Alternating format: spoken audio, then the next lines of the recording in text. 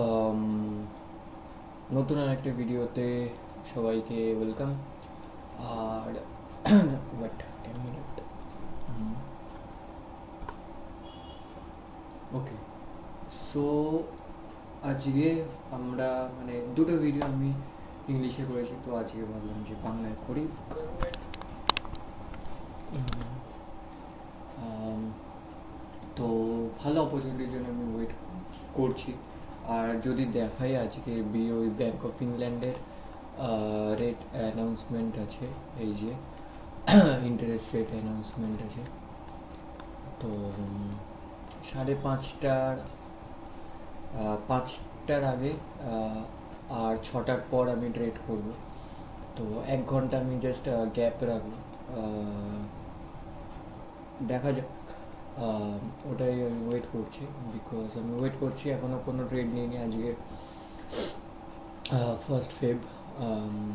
Just কোনো ভালো অপরচুনিটির জন্য ওয়েট করছি। এটা খুব ভালো অপরচুনিটি ছিল, বাট অ্যাভারেজ প্রাইস 100 মিনিটসের কাছে আসেনি।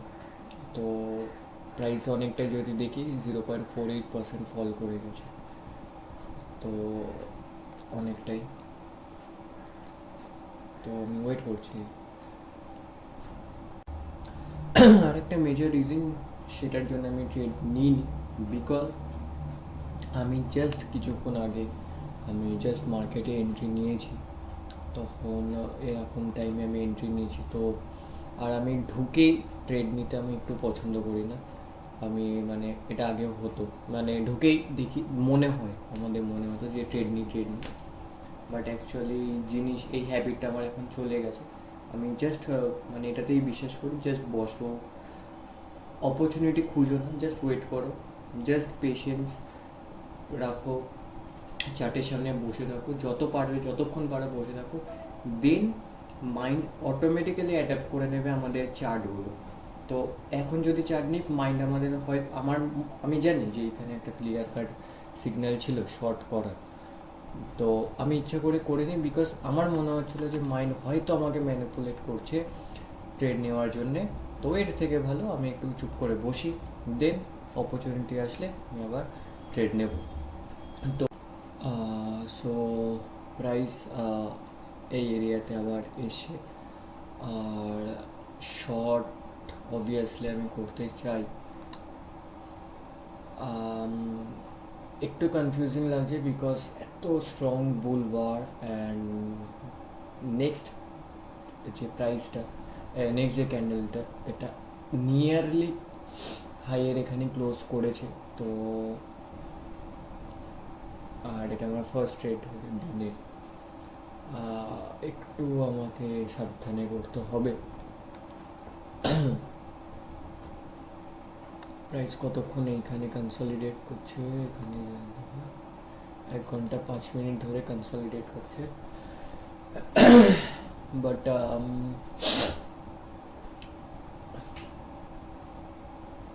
দেখি কোনো কোনো ক্যান্ডেল বার যদি প্রিভিয়াস বার প্রায় বার স্লোয়ের নিচে ক্লোজিং দেয়, দেন আমি শর্ট অপরচুনিটি দেখতে পারি। বাট অবভিয়াসলি আমি এখানে শর্ট করতে চাই, বাট আমাকে একটু করতে হবে, বিকজ অফ জাস্ট এই বারটার জন্যে স্ট্রং বার, 1 2 3 তিনটে বারকে কাইন্ড অফ এনগালফ করছে। তো I should wait more. Average price কত এই মুহূর্তে? Average price 61। ওকে, দেখি। ওকে, সো আমি এখানে কোনো ট্রেড প্ল্যান করছি না এই মুহূর্তে, বিকজ একটা রিজন, শর্ট ট্রেড প্ল্যান করছি না এই মুহূর্তে, বিকজ যদি দেখি প্রাইস রেসপেক্ট করছে না এই মুহূর্তে, কোনো রেসপেক্টের কোনো সাইন নেই। প্রাইস জাস্ট প্রাইস জাস্ট ওপরে আর কি র্যালি করছে, ওই জন্য বলছিলাম যে শর্ট করার সেরকম কিছু দেখতে পাচ্ছি না, বিকজ এটা হলো প্রাইস অ্যাকশন বা প্রাইস পড়ার একটা, বলতে গেলে আমার কাইন্ড অফ স্ট্রেংথের পয়েন্ট এটা। বিকজ আমি দেখতে পাচ্ছি যে প্রাইস এখানে স্ট্রং বুলবার 1 2 3 তিনটে ক্যান্ডেল, আর এই লাস্ট ক্যান্ডেলে, এই ক্যান্ডেলে চারটে ক্যান্ডেলে এটার তো প্রাইস 90% ইনভেলভ করছে বডির। তো দেন যে এই বারটা ক্লোজ হয়েছে নিয়ারলি প্রিভিয়াস বারের হাইয়ে, তারপরে যে ক্লোজ হয়েছে ক্লোজ টু, আমি যদি দেখি একদম তো এইখানে ক্লোজ নিয়ারলি হাইতে, একদম হাইয়ের ওপরে ক্লোজ হয়েছে। বাট দেন এইবার যদি সাপোজ এইবার এখনও 45 সেকেন্ডস বাকি, যদি এইবার এখানেও ক্লোজ দেয় কোনো নিচে, স্টিল আমি এটাকে ইয়ে করবো না, মানে বিয়ারিশ বারের ক্যাটাগরিতে ফেলবো না, বিকজ প্রাইস রেসপেক্ট মানে করেনি প্রিভিয়াস হাইকে। যদি শর্ট করার হতো, প্রাইস ওপরে র্যালি করছে। সো এখন এই মুহূর্তে জাস্ট আমি কিছু করব না, আমি জাস্ট ওয়েট করব, দেখা যাক। ওকে, তো যদি দেখি প্রাইস এখানে আছে, প্রাইস অ্যাকচুয়ালি যদি দেখি 2:40 পর থেকে আপ ট্রেন্ড, ঠিক আছে যদি দেখা যায়। বাট আমি যদি 15 মিনিট টাইম ফ্রেমে দেখি, এটা পুল ব্যাক। ওকে, সো এটা পুল ব্যাক, এটা পুল ব্যাক এখান থেকে। আর আমি যদি রিট্রেসমেন্টও দেখি, আর ওয়েট, আমি যদি ফিবোনাচি রিট্রেসমেন্টও যদি ড্র করি, প্রাইস একদম পারফেক্টলি গোল্ডেন এরিয়াতে আছে 061। সো এখানে আমি শর্ট করার প্ল্যান করতে পারি, বাট স্টপ লস বড়। সো জাস্ট আমি লাঞ্চ করে এলাম, সো প্রাইস ফল হওয়া স্টার্ট করেছে।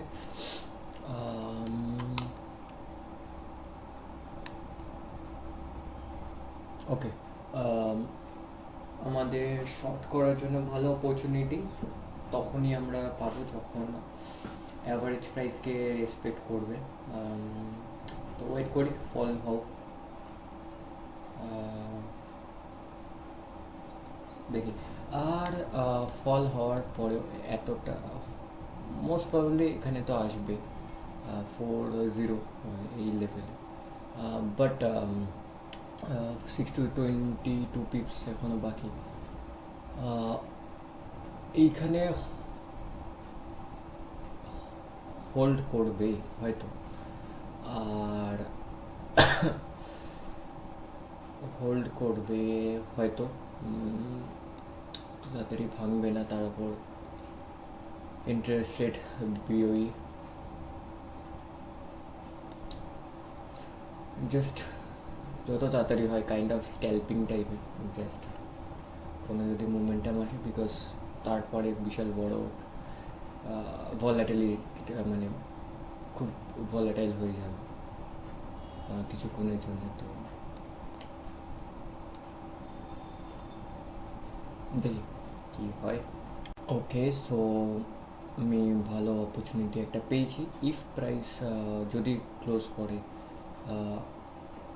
অ্যাভারেজ প্রাইসের নিচে, MA20 নিচে, অ্যান্ড যদি দেখি কোনো এখানে উইকনেস শো হচ্ছে, দেন আমি শর্ট করবো। দেখি কী হয়, হয়তো। বাট স্ট্রং ক্যান্ডেল, দেখি কী হয়। ওকে, সো আমি ট্রেড নিয়েছি, এই ক্যান্ডেলে ক্লোজিংয়ে ট্রেড নিয়েছি। ইফ যদি প্রাইস ক্লোজ করে দেয় এই রেঞ্জের ওপরে, এই সাপোজ EMA20 ওপরে যদি কোনো ক্লোজিং দেয়, দেন আমি এক্সিট করে দেবো, কোনো স্টপ লস নেই, জাস্ট হোল্ড করি, দেখি কি হয়। আর আমি বেশিক্ষণ ওটা হোল্ড করবো না, because obvious reason, BOE bank of ইংল্যান্ডের ইন্টারেস্ট রেট আছে, নিউজ ইভেন্ট আছে 5:30টায়। তো 5টার মধ্যেই, কারণ আধ ঘন্টা আগে বেরিয়ে যাবো, কারণ কিছু এফেক্ট আগে থেকেই পড়তে থাকে না, তো আমি অতটা রিস্ক নিতে চাই না, ফার্স্ট ট্রেড যেহেতু। তো দেখি।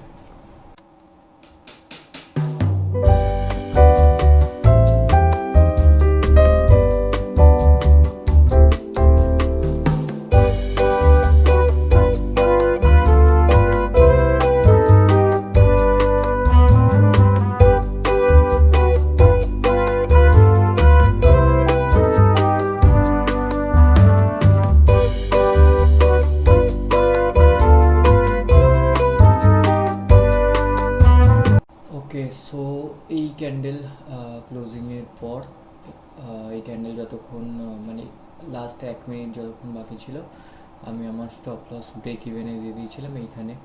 দেন এখন স্টপ লস ট্রেল করে আমি জাস্ট এইখানেই দিলাম। কত 6.5-এ মানে এন্ট্রি নিয়েছিলাম আমি, তো 6.3 2 পিপস নিচে আমি স্টপ লস দিয়ে দিয়েছি। সো দেখি, এটা আমাদের ফার্স্ট টার্গেট, এটা আমাদের সেকেন্ড টার্গেট। যদি প্রাইস এখানে এর নিচে ক্লোজিং দেয় বা দেখি ওয়েট করে, আর না হলে আমরা এখানে ক্লোজ করবো ট্রেড। 439 আছে, বাট এটাকে 40 হবে। যাই হোক, 440তে আমরা ট্রেড ক্লোজ করবো, বিকজ অফ এই কারণের জন্যে, এই যে change of rate of interest. So এই কারণে দেখি কি হয়। সো প্রাইস প্রত্যেকটা প্রায় বার লোয়ে নিচে ক্লোজ করছে, যেটা আমাদের জন্য খুবই ভালো। বাট একটা রিট্রেসমেন্ট, পুল ব্যাক বা রিট্রেসমেন্ট একটা তো আসবে।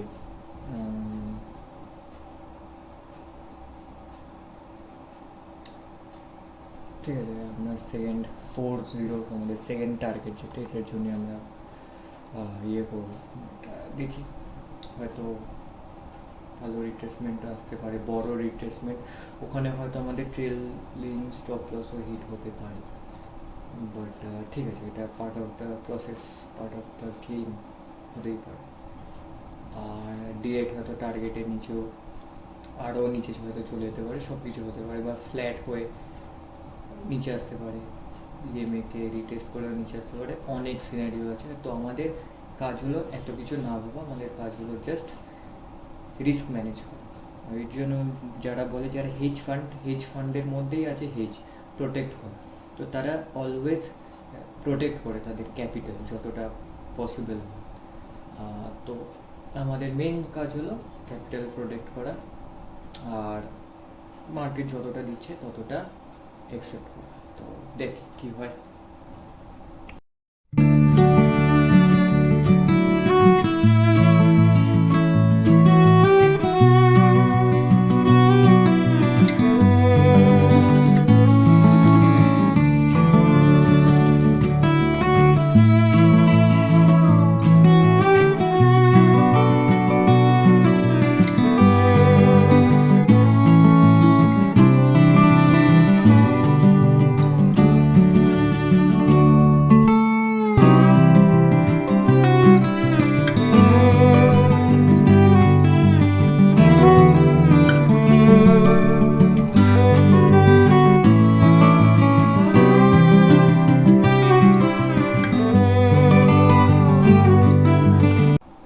ওকে, সো প্রাইস জাস্ট আমি এটার জন্য ওয়েট করছি 1140। ওকে, সো আমাদের এক্সিট হলো, যদি প্রাইস এই এরিয়ার উপরে ক্লোজিং দেয়, 50 উপরে ক্লোজিং দেয়, দেন আমরা এক্সিট করে দেবো ট্রেড। আর যদি 50 নিচে হোল্ড করে, দেন আমরা এই টার্গেটের জন্য আমরা প্ল্যান করবো। তো আমরা এটাকে এখানে ইয়ে করে দিই, এটা আমাদের টার্গেট, এটা আমাদের এক্সিট সিগন্যাল। হ্যাঁ, এর ওপরে ক্লোজিং দিলেও আমরা বেরিয়ে আসবো। আর যদি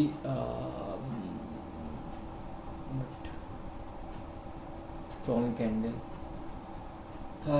যদি এর ওপরে ক্লোজিং দিয়ে আমরা বেরিয়ে আসবো, যদি এর দেন না, তো আমরা এই টার্গেট প্ল্যান করছি, দেখা যাক কী হয়।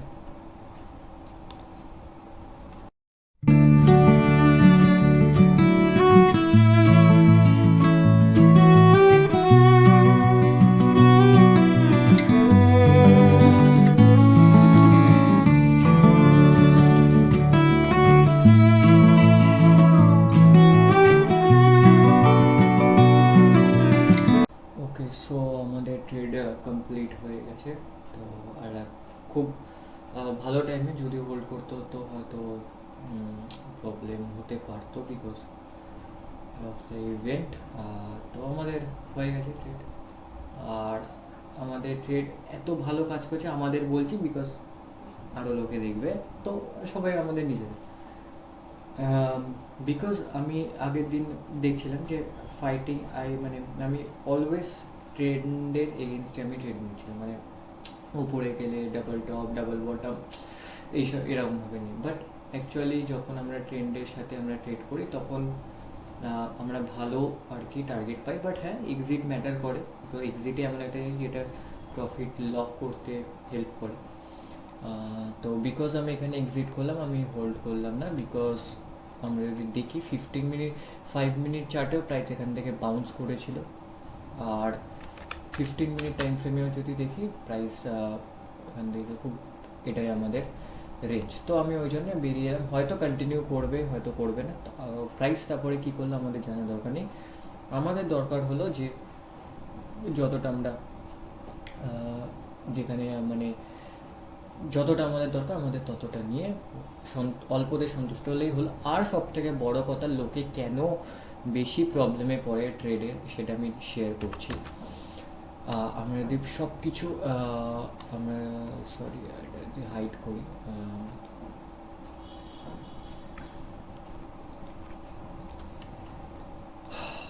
সব থেকে বেশি প্রবলেম মানে ট্রেডাররা, আর এটা আমারও আগে হয়েছে, বিগিনার ট্রেডাররা সব থেকে বেশি লস করে বিকজ একটাই কারণে, তারা সাপোর্টে এন্ট্রি নিতে চায় আর রেজিস্ট্যান্সে শর্ট করতে চায় ইনস্ট্যান্টলি।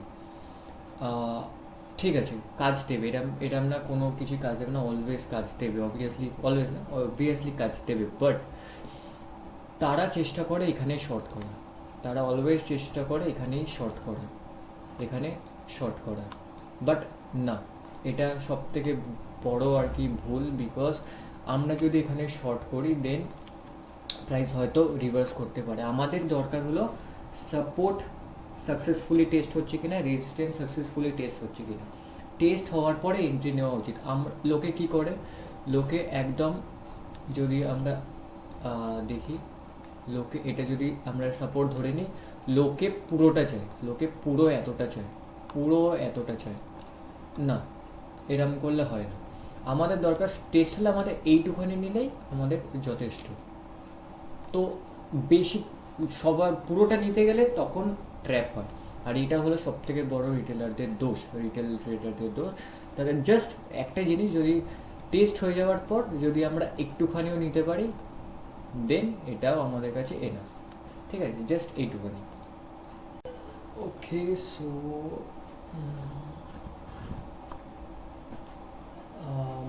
আমি হয়তো একটা ট্রেড প্ল্যান করছি, জাস্ট আমার বেরোনোরও আছে, কাজ আছে, বাট দেখছি যদি একটা প্ল্যান করা যায়, বিকজ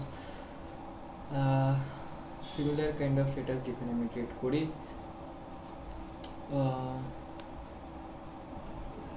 তো এতক্ষণ আমি মার্কেটে চুপ করে বসে দেখছিলাম, সেরকম কিছু দেখতে পাইনি। পুল ব্যাক দেখি যদি পুল ব্যাকটা এখানে ইয়ে হয়, বাট এই বারটা স্ট্রং ক্যান্ডেল বার যদি দেখি, ফার্স্ট কোনো ক্যান্ডেল বার ক্লোজ করেছে, যদি দেখি 6:15 থেকে 7:50, তারপরে একটা স্ট্রং ক্যান্ডেল বার যদি ক্লোজ করে, দেন close above prior high, again close above prior high, এটা unable to close above prior high, but still momentum আমি একটু ওয়েট করবো, দেখি কোনো উইকনেস যদি শো করে দেন আমি হয়তো ট্রেড নেব। ওকে, উইকনেস তো শো করছে, বাট অ্যাকচুয়ালি আমি ট্রেড নিইনি, বিকজ আমি যদি দেখি অনেক, যদি আননেসারি অনেক বড় রিস্ক, অ্যাকচুয়ালি 24 পিপস রিস্ক। দেখি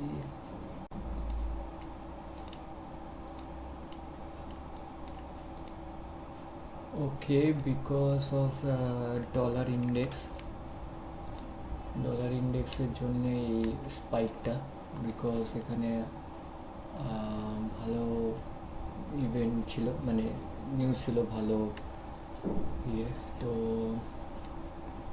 ওটার জন্যই মনে হয়, বাট আমি এখানে শর্ট করার জন্যে বাট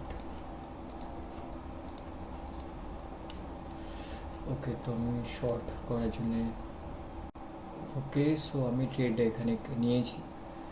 তখন ইএমএ 20-র ওপরেই ছিল, এই ক্যান্ডেলেই নিয়েছি।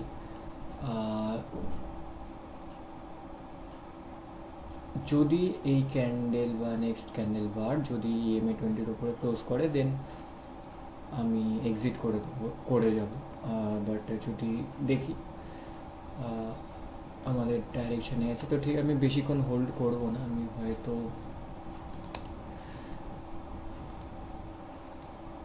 বেশিক্ষণ হোল্ড করব না, আমি হয়তো এইখানে বেরিয়ে যাব। এক্সটেন্ড করি এটা এই ক্যান্ডেল পারে, তো দেখি কি হয়। কারণ আমার বেরোনোরও আছে। দেখি এটা জাস্ট ডলার ইন্ডেক্সের জন্য।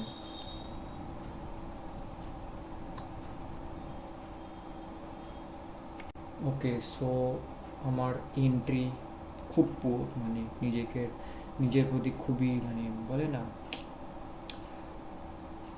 এরকম সিলি মিস্টেক করা উচিত না।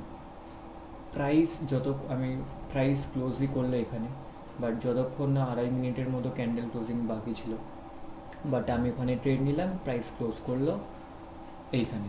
বিকজ আমি হোপ করছিলাম যে প্রাইস হয়তো নিচে যাবে, হয়তো না, তো প্রাইস এখানেই ক্লোজ করলো। আর আমি যখনই ক্লোজ করতে যাচ্ছিলাম, বিকজ মোমেন্টাম যেহেতু ছিল, তো এই ক্যান্ডেল এইখানেই ছিল, তো আমার লস অ্যাকচুয়ালি মানে বড় বিগ লস হচ্ছিল। বাট আমি হোল্ড করছিলাম বিকজ উইকনেস শো করছিল, বাট আমি হয়তো হোপ করছিলাম আমার হয়তো এখানেই ট্রেডটা কেটে দেওয়া উচিত ছিল, বাট ফর্চুনেটলি প্রাইস এখানে ক্লোজ করেছে। আর আমি এটার জন্য ওয়েট করিনি, আমি এখানে ক্লোজ করে দিয়েছিলাম, তো স্মল লস, ঠিক আছে। বাট এন্ট্রি আমার খুব পুয়ার এন্ট্রি। আমার উচিত ছিল প্রাইস এর নিচে ক্লোজ করুক, বাট প্রাইস ওপরে ক্লোজ করেছে। আমি হয়তো হোপ করছিলাম, বাট হয়তো ইম্পালসিভ ডিসিশন ছিল আমার, হয়তো না, অবভিয়াসলি ইম্পালসিভ ডিসিশন ছিল যে প্রাইস হয়তো নিচে যাবে, আমি নিয়ে নিই মিস আউট ফোমোর জন্য, তো ওই জন্য। বাট আমার উচিত ছিল না, আমার উচিত ছিল পেশেন্স রাখা, যে যতক্ষণ না ক্লোজিং নিচে দিচ্ছে ততক্ষণ আমার উচিত ছিল না দেওয়া। বাট যাই হোক, ক্লোজ করে দিয়েছি, স্মল লস, ঠিক আছে। বাট এই জিনিসগুলো আর কি শেয়ার করছি বিকজ এই জিনিসগুলো খুব ইম্পর্ট্যান্ট, তো ওটাই।